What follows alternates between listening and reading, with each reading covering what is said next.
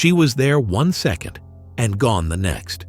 5 little girls aged between 4 and 8 vanished from small towns in Japan's North Kanto region.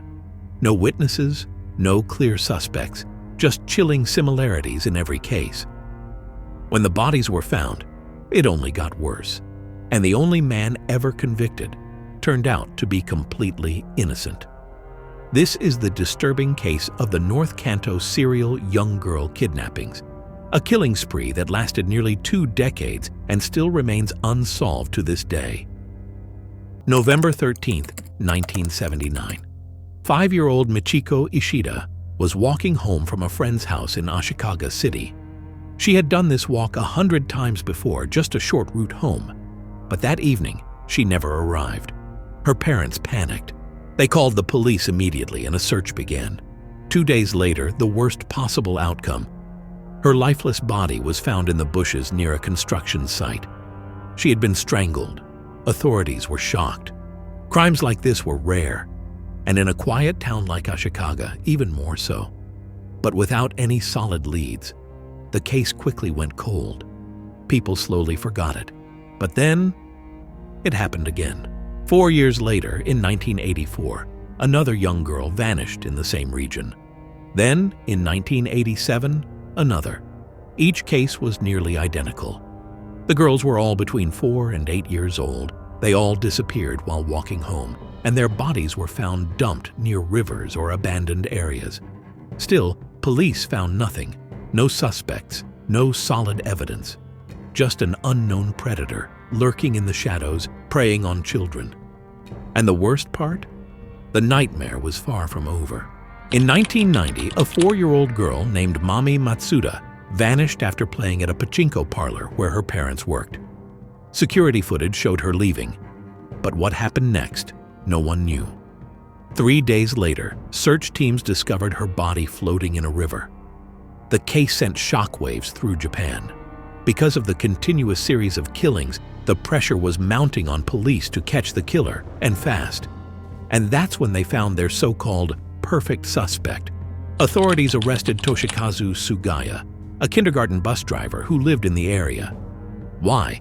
Because according to police, his behavior seemed suspicious.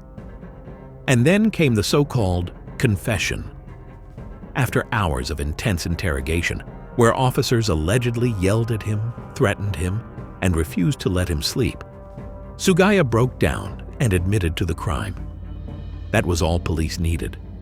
Despite the fact that there was no physical evidence linking him to the murder, Sugaya was convicted and sentenced to life in prison.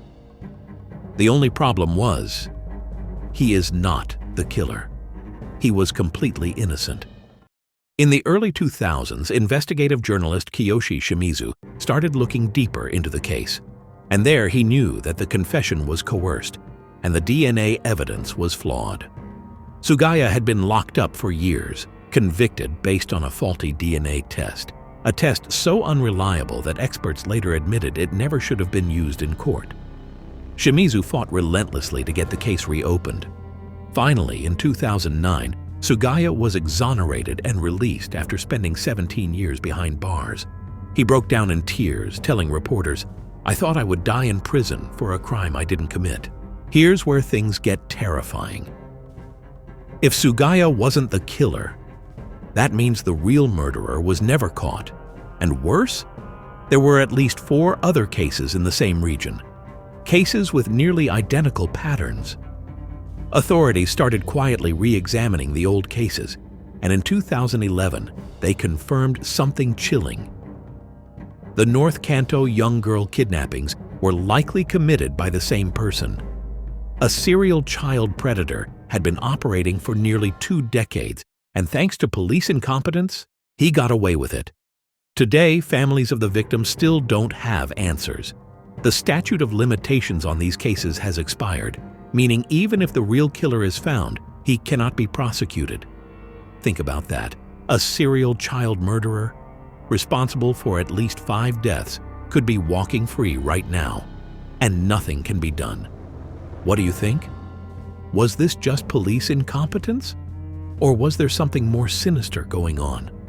Let me know your thoughts in the comments. And if you want more real-life crime stories like this, make sure to subscribe and hit that notification bell.